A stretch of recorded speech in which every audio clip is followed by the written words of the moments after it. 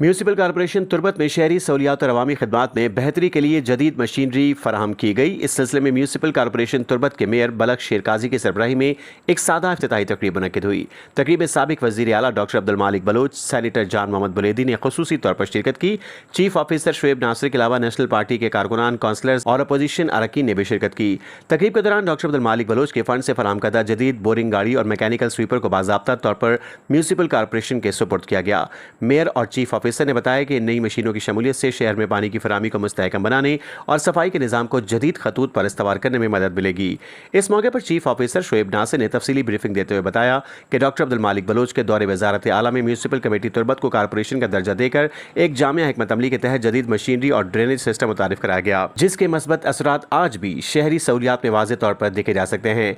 उन्होंने मजीद बताया कि माली साल 2025-26 में मजीद जदीद मशीनरी बशमूल सक्शन मशीन और दीगर ज़रूरी आलात की मंजूरी दी जा चुकी है, जिनकी जल्द फराहमी मुतवक्का है।